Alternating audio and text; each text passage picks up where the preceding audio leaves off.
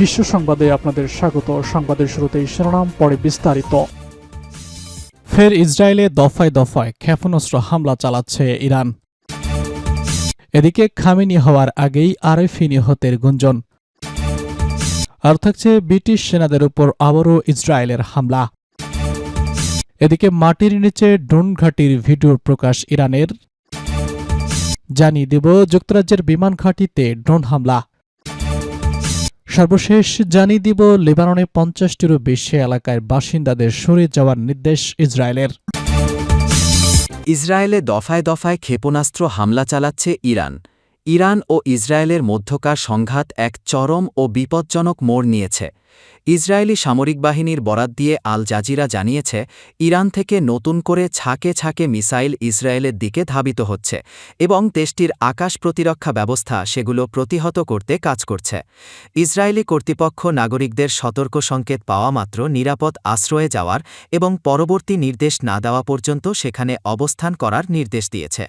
এই নতুন দফার হামলা মধ্যপ্রাচ্যের আকাশসীমাকে এক রণক্ষেত্রে পরিণত করেছে, যার ফলে কাতার এয়ারওয়েজ সহ বেশ কিছু আন্তর্জাতিক বিমান সংস্থা তাদের ফ্লাইট চলাচল অনির্দিষ্টকালের জন্য স্থগিত ঘোষণা করেছে।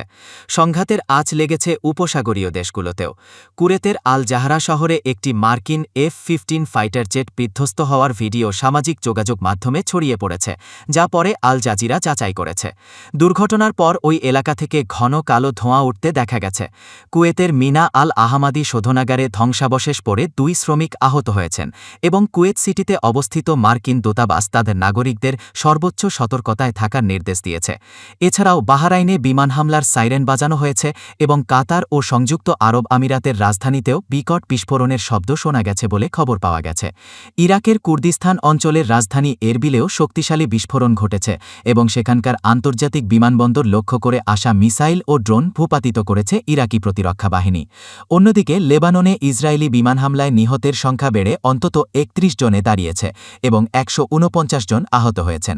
ইসরায়েলি সেনাবাহিনী হিজবুল্লাহর বিরুদ্ধে আক্রমণাত্মক অভিযান শুরুর ঘোষণা দিয়েছে এবং বৈরুতের দক্ষিণ শহরতলিসহ লেবাননের দক্ষিণাঞ্চলের ৫০টিরও বেশি গ্রামের বাসিন্দাদের ঘরবাড়ি ছাড়ার নির্দেশ দিয়েছে।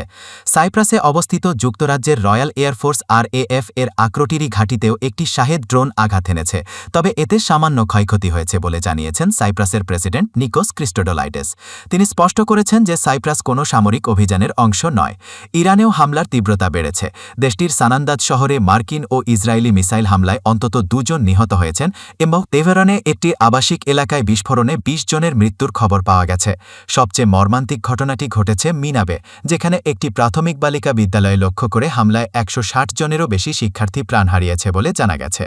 এই ভয়াবহ মানবিক বিপর্যয় ও সামরিক উত্তেজনার মাঝেও ইরান সাফ জানিয়ে দিয়েছে যে তারা যুক্তরাষ্ট্রের সঙ্গে কোনো আলোচনায় বসবে না। ইরানের সুপ্রিম ন্যাশনাল সিকিউরিটি কাউন্সিলের সচিব আলী লারিজানি বলেন, ইরান এখন কেবল আত্মরক্ষা করছে এবং তারা এই যুদ্ধের সূচনা করেনি। ওয়াশিংটন ভিত্তিক বিশ্লেষক ত্রিতা পার্সি জানিয়েছেন, ইরানের নেতৃত্ব বর্তমানে খামেনির উত্তরসূরি নির্ধারণে অস্থিরতা না দেখিয়ে স্থিতিশীলতা বজায় রাখার চেষ্টা করছে। তবে মাঠ পর্যায়ে পরিস্থিতি ক্রমাগত জটিল হচ্ছে। ইসরায়েল লেবানন ও ইরানে হামলা জোরদার করছে এবং পাল্টা জবাবে ইরান মধ্যপ্রাচ্য জুড়ে মার্কিন ও ইসরায়েলি লক্ষ্যবস্তুতে আঘাত হানছে।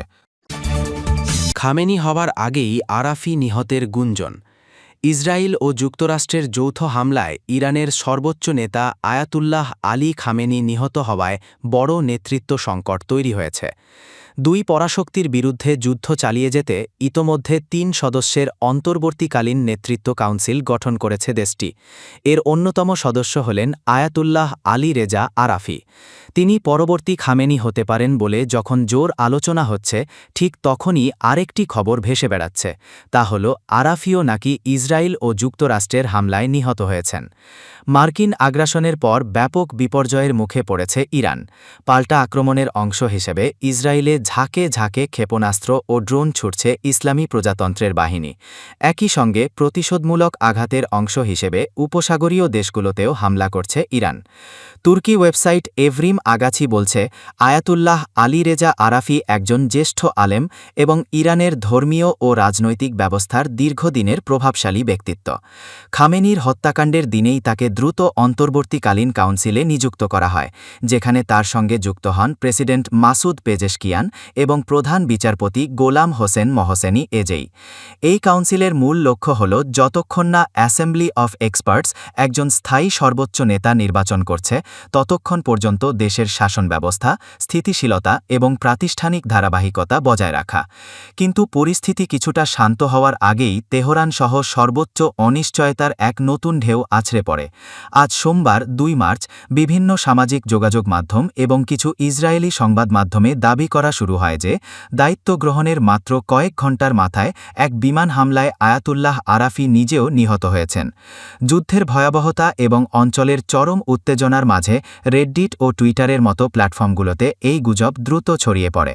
এছাড়া কিছু অসমর্থিত খবর পাওয়া যাচ্ছে যে ইসরায়েল যুক্তরাষ্ট্রের নতুন হামলায় আরাফি নিহত হয়েছেন। সাবেক মার্কিন জাতীয় নিরাপত্তা উপদেষ্টা মাইকেল ফ্লিন ইসরায়েলি সংবাদ মাধ্যমের বরাতে এক্সে দাবি করেছেন যে ইরানের ভারপ্রাপ্ত সর্বোচ্চ নেতা আয়াতুল্লাহ আরাফি তেহরানে নতুন হামলায় নিহত হয়েছেন। তবে ইরানের কোনো মাধ্যম কিংবা আন্তর্জাতিক কোনো সংবাদ মাধ্যম এখনও বিষয়টি নিশ্চিত করতে পারেনি। ব্রিটিশ সেনাদের ওপর আবারও ইরানের হামলা। ব্রিটিশ সেনাদের ওপর আবারও ড্রোন হামলা চালিয়েছে ইরান। তবে এসব ড্রোন লক্ষ্যে পৌঁছানোর আগেই ভূপাতিত করা হয়েছে বলে দাবি করেছে যুক্তরাজ্য। আল জাজিরার এক প্রতিবেদনে এ তথ্য জানানো হয়েছে। যুক্তরাজ্যের সরকারি মুখপাত্র কনস্টান্টিনস লেটিম্বিওটিস জানান, সাইপ্রাসে আক্রতিরি সামরিক ঘাঁটির দিকে অগ্রসর হওয়া 2টি ড্রোন সফলভাবে প্রতিহত করা হয়েছে। সামাজিক যোগাযোগ মাধ্যম এক্সে দেওয়া এক বার্তায় তিনি বলেন, ড্রোন দুটি ঘাঁটির দিকে এগিয়ে আসছিল এবং সেগুলো সফলভাবে প্রতিহত করা হয়েছে। এর আগে সাইপ্রাসের রাষ্ট্রায়ত্ত গণমাধ্যম জানায়, স্থানীয় সময় দুপুরের কিছু পরেই আরএএফ আক্রতিরি ঘাঁটিতে সাইরেন বেজে ওঠে। তবে ঘটনায় কোনো ক্ষয়ক্ষতি বা হতাহতের তথ্য তাৎক্ষণিকভাবে পাওয়া যায়নি। কর্তৃপক্ষ পরিস্থিতি পর্যবেক্ষণ করছে বলে জানানো হয়েছে। এর আগে রোববার সাইপ্রাসে ক্ষেপণাস্ত্র ছোড়ে ইরান। দেশটিকে নিশানা করে 2টি ক্ষেপণাস্ত্র ছোড়া হয় বলে জানান যুক্তরাজ্যের প্রতিরক্ষা সচিব জন হিলি। দেশটিতে হাজার হাজার ব্রিটিশ সেনা মোতায়েন রয়েছে। ব্রিটিশ সংবাদ মাধ্যম স্কাই নিউজকে দেওয়া এক সাক্ষাৎকারে তিনি বলেন, আমরা মনে করি না ক্ষেপণাস্ত্রগুলো সরাসরি সাইপ্রাসকে লক্ষ্য করে ছোড়া হয়েছিল। তবে এটি প্রমাণ করে যে অঞ্চল জুড়ে এক শাসন ব্যবস্থার পক্ষ থেকে বাস্তব এবং ক্রমবর্ধমান হুমকি তৈরি হচ্ছে, যা আমাদের পদক্ষেপ নিতে বাধ্য করছে। তিনি জানান, শনিবার ইরানের হামলায় ছোড়া ক্ষেপণাস্ত্রের কয়েকটি বাহরাইনে অবস্থানরত ব্রিটিশ সেনাদের অবস্থান থেকে মাত্র কয়েকশো গজ দূরে আঘাত এনেছে। মাটির নিচে ড্রোন ঘাঁটির ভিডিও প্রকাশ ইরানের। ইরানের রাষ্ট্রীয় সংবাদ সংস্থা ফার্স নিউজ এজেন্সি একটি নতুন ভিডিও প্রকাশ করেছে, যেখানে তেহরানের গভীরে নির্মিত ভূগর্ভস্থ সুড়ঙ্গগুলোতে হাজারো ড্রোন সারিবদ্ধভাবে সাজানো অবস্থায় দেখা গেছে।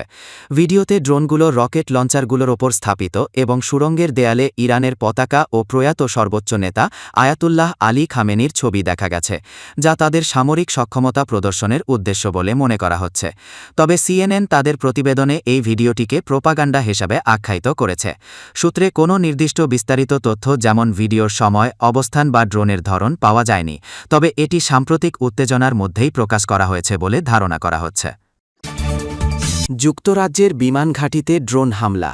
ভূমধ্যসাগরীয় অঞ্চলের দেশ সাইপ্রাসের আক্রতিরিতে অবস্থিত ব্রিটিশ বিমান ঘাঁটিতে ড্রোন হামলা হয়েছে। সোমবার 2 মার্চ সকালের দিকে ঘাঁটিটির রানওয়েতে একটি বিস্ফোরকবাহী ড্রোন আছড়ে পড়েছে, খবর এএফপির। যুক্তরাজ্যের পররাষ্ট্রমন্ত্রী ইয়েভেট কুপার বলেছেন, আমরা এই মুহূর্তে এ ব্যাপারে বিস্তারিত কিছু জানাতে পারছি না। তবে এটুকু বলতে পারি, ঘাঁটি ঘিরে নিরাপত্তা ব্যবস্থা আরও জোরদার করা হচ্ছে। যদিও এই ড্রোন হামলায় হতাহতের কোনো সংবাদ পাওয়া যায়নি। ব্রিটেনের প্রতিরক্ষা মন্ত্রণালয়ের কর্মকর্তারা জানিয়েছেন, ঘাঁটিতে অবস্থানরত সেনাদের পরিবারের সদস্য এবং সার্বক্ষণিকভাবে জরুরি নন এমন সব স্টাফদের নিরাপদ স্থানে সরিয়ে নেওয়া হয়েছে। এদিকে অসমর্থিত একটি স্রোতের উদ্ধৃতি দিয়ে দ্য সান জানিয়েছে, হামলাটি লেবানন থেকে চালানো হতে পারে। যদি তাই হয় তাহলে সম্ভবত এটি ইরানের একটি প্রক্সি গোষ্ঠী হিজবুল্লাহ দ্বারা পরিচালিত হামলা। ইসরায়েলি নিরাপত্তা কর্মকর্তারা জানিয়েছেন, মধ্যরাতের পর হিজবুল্লাহ ইসরায়েলে ক্ষেপণাস্ত্র হামলা চালায়। এই হামলা থেকে বোঝা যাচ্ছে যে গোষ্ঠীটি আনুষ্ঠানিকভাবে যুদ্ধে প্রবেশ করেছে। ইসরায়েল লেবাননের লক্ষ্যবস্তুতে উল্লেখযোগ্য শক্তি প্রয়োগের মাধ্যমে প্রতিশোধ নিতে প্রস্তুত। উল্লেখ্য, শনিবার ভোরে তেহরানে তার প্রাঙ্গণে মার্কিন ও ইসরায়েলি হামলায় ইরানের আয়াতুল্লাহ আলী খামেনি নিহত হন। লেবাননের 50টিরও বেশি এলাকায় বাসিন্দাদের সরে যাওয়ার নির্দেশ ইসরায়েলের। লেবাননের ৫০টিরও বেশি শহর ও গ্রামে বাসিন্দাদের এলাকা ছাড়ার সতর্কবার্তা দিয়েছে ইসরায়েল। সোমবার ২ মার্চ এক প্রতিবেদনে এমনটি জানিয়েছে সংবাদমাধ্যম ওয়াল স্ট্রিট জার্নাল। প্রতিবেদনে বলা হয়, স্থানীয়রা কমপক্ষে ১,০০০ মিটার দূরে খোলা জায়গায় সরে যাওয়ার নির্দেশ পেয়েছেন। ইসরায়েলি কর্তৃপক্ষের সতর্কবার্তায় বলা হয়েছে, আপনাদের নিরাপত্তার স্বার্থে অবিলম্বে ঘরবাড়ি ছেড়ে অন্তত ১,০০০ মিটার দূরে খোলা স্থানে চলে যান। কেউ যদি হিজবুল্লাহের সদস্য বা তাদের সামরিক স্থাপনা ও সরঞ্জামের কাছাকাছি অবস্থান করেন, তাহলে তার জীবন ঝুঁকির মধ্যে পড়বে। ইসরায়েলি বাহিনী সেখানকার ৫০টিরও বেশি শহর ও গ্রামের বাসিন্দাদের সরে যেতে বলার পর থেকে মানুষ তাদের বাড়িঘর ছেড়ে চলে যাচ্ছে। লেবাননে স্থানীয় সময় সোমবার ভোর থেকে তারা সরে যাচ্ছে।